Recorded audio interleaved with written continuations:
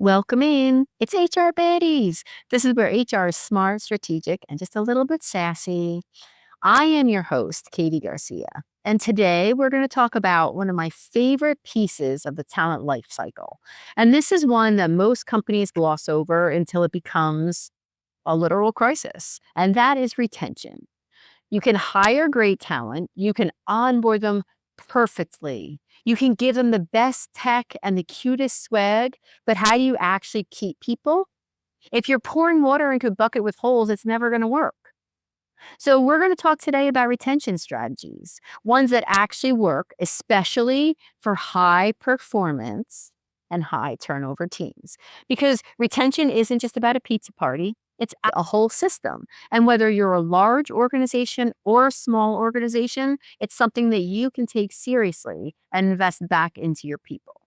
So the real reason that retention is broken, we're not going to talk surface level. We didn't give enough pizza parties. We didn't call them out enough or give enough accolades. Why it's really broken, I think, can be parsed into 5 pieces. And that's what we're going to kind of start diving into. And then we're going to move through them and figure out how you as an organization can make the changes necessary to start keeping people, especially high performers. The first thing is your managers are not trained to keep talent.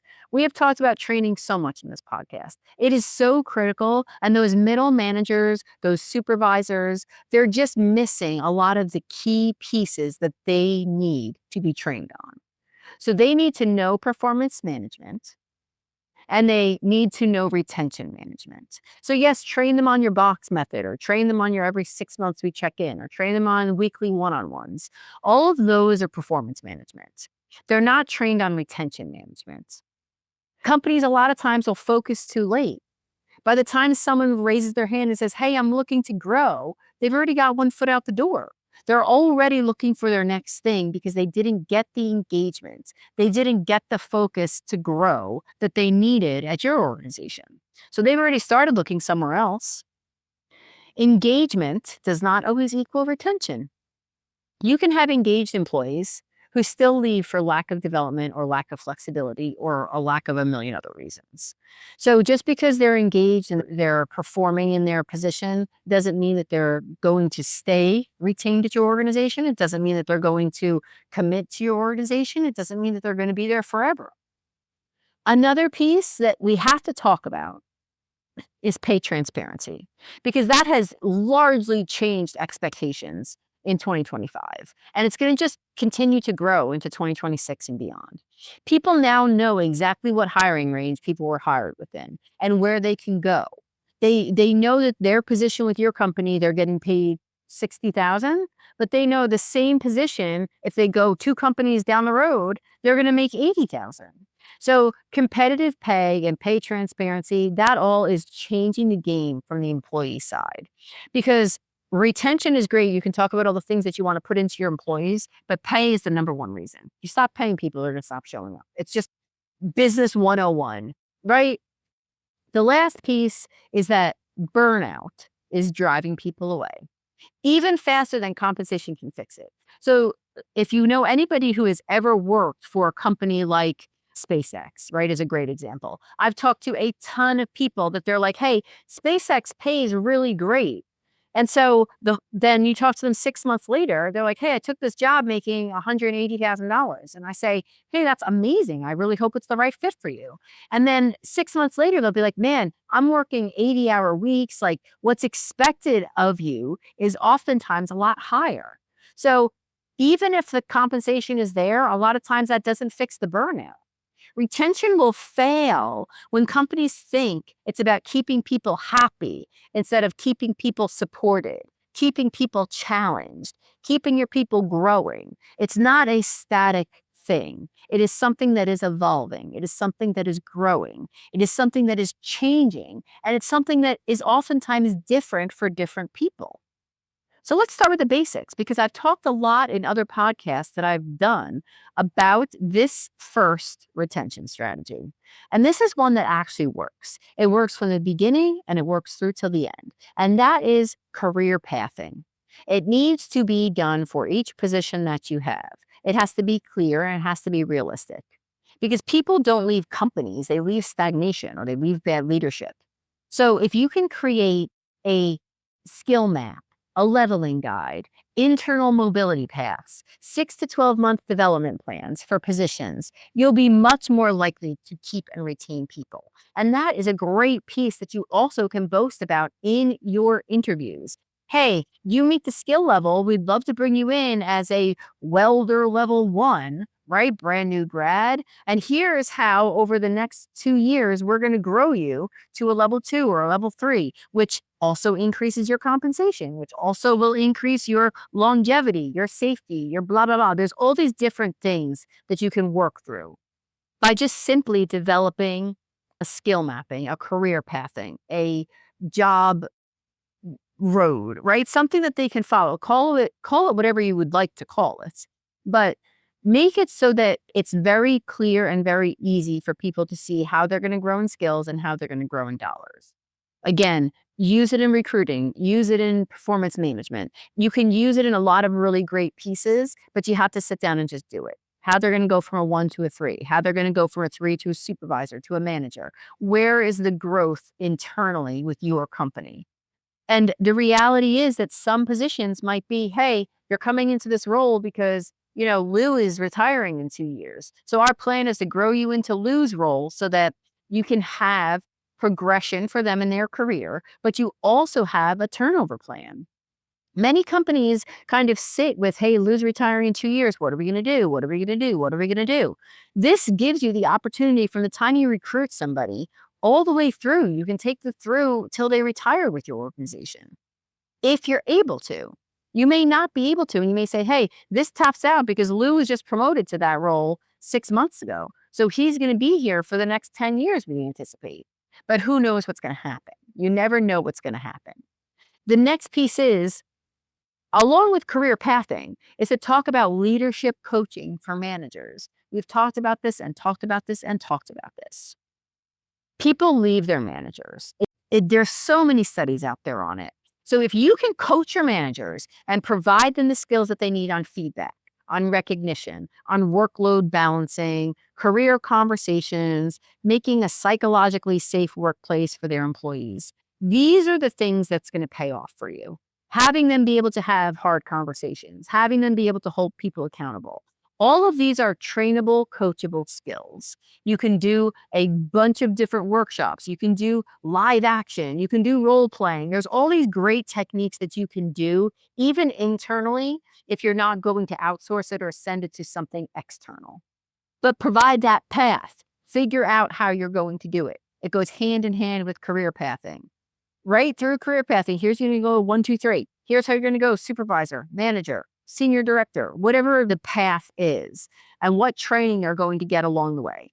If you can have somebody that's about to step into a supervisor role and already have started feedback, they've learned how to do a feedback meeting, they've learned how to do recognition because they've received it.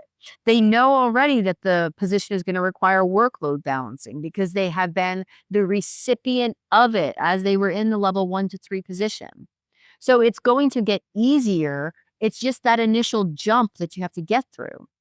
How are you going to get them what they need so that they can experience it when they first come into the company through their career path and then into manager and senior leader? The next thing is, when you're building out that career path, is it can't always be based on time and seats. That is one of the biggest downfalls that company do. Hey, 3 years in this title and we'll move you up to the next level. Maybe somebody is a great crane operator and they have no desire to be foreman, or they have no desire to be the manager or the GM. Maybe they're perfectly happy being a crane operator and they never wanted to be promoted, but they were. Just because they have the capability doesn't mean you should move them. Maybe they don't want to be moved. So that's part of the performance management, is having those conversations. Hey, where do you see yourself? Where do you see yourself going? What are your goals here at our company? Being able to have those conversations is absolutely critical, because that's going to take away, hey, you have this degree, or hey, you have this many years in a title. Where are you trying to go? Maybe you hire somebody straight out of high school and they're like, I want to be GM in 10 years or 5 years or whatever it may be. So how can you work with them? Again, through the career pathing, through the coaching, through the mobility pieces that are based on their skills, not time and seat. Because somebody who has ambition doesn't always have the time and the seat. Sometimes you have to curtail it where they expect, hey, I need to be making, $250,000 in the next 6 months working here at your company. Obviously, those kind of things are unrealistic, but you have to be able to have those conversations. I kind of touched on this before, but the next piece you got to work through is the workload management.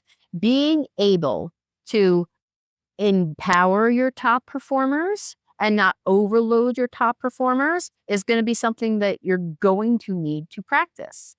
Redistributing the work, balancing the workflow, normalizing boundary setting where they can tell you, hey, you gave me this and I can't take something else on. Okay, that's the psychological safety that we talked about under the coaching. There's these different pieces, reward efficiency, not martyrdom. I do this myself where I will go and I will just work, and never take time or balance for myself. And then pretty soon I'm sitting here at 7 o'clock at night working through something for my job instead of sitting with my kids on their bed reading the book. The balance is important for people, especially high performers who won't always tell you no. They won't always tell you that, hey, this is too much. Hey, I need to redistribute some of this. You're giving me too much tasking. So making a space where they can have that, but also knowing how to recognize it is more important. The last piece is compensation, transparency, and equity. We'll talk about you have to sometimes post the salary ranges, but you shouldn't be scared of that. You shouldn't be scared of hiding the pay scales because hiding them and being all cloak and dagger about it is going to kill your retention. If you want somebody, just go in and give them the best offer that you can give them. Tell them, hey, this is the pay scale. The pay scale goes to 80. You meet all the requirements. We really like you. We think you're going to be a great fit. We're going to go ahead and just bring you in at 80. You're going to save time in negotiation where they feel like they have to play the game because the sore truth of everything relating to business is transparency equals trust and trust equals retention. It's not a big fancy algorithm. You be transparent, the employee trusts you. When the employee trusts you, they're likely to stay with you. They're likely to have the conversations. Retention is built in the day-to-day moments where people feel seen, they feel supported, and they feel set up for growth. It's really that simple. And when you don't hit those key wickets, that's where you're going to find people start to talk about leaving. People start to have their foot out the door. People who are looking for the next adventure, the next place that they're going to land, that maybe they'll get that internal mobility. Maybe they'll get that training. Maybe they'll get that career progression that they feel they're not going to get with you. But don't worry, because now I'm going to tell you how you can fix it with practical retention strategies that you can implement tomorrow. Again, any size company. Work on career pathing that's real. Don't focus on buzzwords. Make actual role maps based on competencies, based on experience you can train, not something they're going to bring in from the outside, and how they can move up. Start with one position and map it out for that. Maybe a high turnover position that you have. Start there. Basic, basic, basic. Do stay interviews, not just exit interviews. Nobody values an exit interview. Let's be realistic because it's too late. They're already done. Ask them, hey, what would make you stay for another year? What's frustrating to you right now about your role? What skills do you want to build in the next year? Have the conversation with your employees. And then build those internal mobility programs based on what they tell you. Let people grow within your company without having to leave it. Foster that. Foster growth for them. And maybe it's not moving from a level 1 to a level 2 of the same position. Maybe it's training them, cross-training them for something different. And that's what I mean when I say flexible work. Autonomy is greater than policy. It doesn't need to be lateral for everybody. It just needs to be fair for everybody. Moving from a level 1 to a level 2 might be the natural career progression for people. But moving from something that's maybe in the field to something in the office needs to be an option there. There might be people that want to grow in that way. Hey, I already know the basics of how to do this job. I want to learn how to run the team that does this job. So how can you move them up through that? As well, that's what I mean when I say flexible work. Okay. So it's not always people want remote work or people want, a 4-day work week. Yeah, those things are great, right? But flexibility in the position and within the organization is also really important. Develop maybe stipends or certifications. Employees will keep learning and keep reskilling themselves if you provide the opportunity. So find some dollars to allow that to happen. Maybe the dollars come from your HR people or managers facilitating trainings. Maybe it's them going to conferences. Who knows? Look at your organization and your roles and your performance metrics and what people tell you they actually want and build it from there. Do performance conversations. Okay. We're not even going to call them annual reviews. Give the opportunity for real coaching, performance coaching from their manager, time that they take out of their day to develop into their employee. And it needs to come from their heart. Because if the employee sits there and they're going to get read to from a PowerPoint, it's not going to be impactful. So that's the same thing I'm gonna say about recognition. It has to be consistent, not cringe. It can't be something that's, hey, Phil completed this 40-hour course. Yay, Phil. It has to be something that's real. In the team meeting, call out and, hey, Phil, for completing that certification course, we're very proud of you.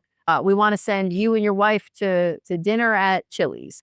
Who knows what it's going to be, right? But be able to have a recognition plan in place that is consistent for everybody. It's going to give to everybody. And part of it is giving. Yes, you want to give them that little certification that says, yeah, you did it. But you don't want it to be done in a way that makes everybody like, oh my God, I'm not going to tell them what I did because I don't want to be called out in front of everybody. But they may be like, hey, I want to go to Chili's, so I'm going to tell them what I did. And maybe you want to put it in your company newsletter. There's lots of different ways that you can give recognition to people that's not going to make them cringe and avoid telling you. The biggest piece that I can give you from this podcast on practical retention strategies is fix workload problems. People will burn out faster, which will lead to turnover faster. Redistribute the work, redesign the work, or remove work that doesn't matter for people. This is something that is age old. So look at that. The number one thing I gave you in this little segment here, career pathing. The second one, fix your workload problems. Those are the two most important and most basic things that you can do, because retention isn't it's not magic. It's not some magical thing that lives out there in the hyper realm. It's maintenance. Fix the pain points before people go looking for relief. And that's the reality of where it is. It can be fixed. It absolutely can be fixed, because retention is a leadership strategy. It's fixing the middle to fix the turnover. You're going to fix what's already in place so that people come in. It's a smooth path for them straight through till they're ready to leave. Development is greater than perks. Yeah, you get a t-shirt. Yeah, you get Pizza Friday. They don't care about that. They want to grow in their role. They want to become better.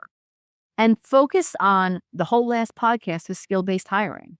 So skill-based hiring and modern retention strategies, which are very basic and we went through today, that's going to build you a stronger workforce. And all of that can be started tomorrow. You can do this tomorrow. Pick one role, because you don't keep people with perks. You keep them with purpose, with clarity, and good leadership. So those are the pieces that you need to fix right away, right now, tomorrow. Get out there, pick a role, start it from the beginning, work through the middle, and you'll make it to the end. I promise you. I promise you. So next week, what can we talk about? We're going to talk about performance management. I talked about it a ton in this episode, but we're really going to dig into it. How you can evaluate employees going into 2026 without using outdated, painful annual reviews. So let's get excited about it. I can't wait to hear what you take away from this episode. So make sure you tag me when you respond. HR Baddies on LinkedIn, hrbaddies.com, KDG support on LinkedIn. We're all over. So find us on one and tell me how you're fixing it and how it's going and what I can do to help. So check it out, hrbaddies.com. You'll find all the episodes, and I'll see you next week.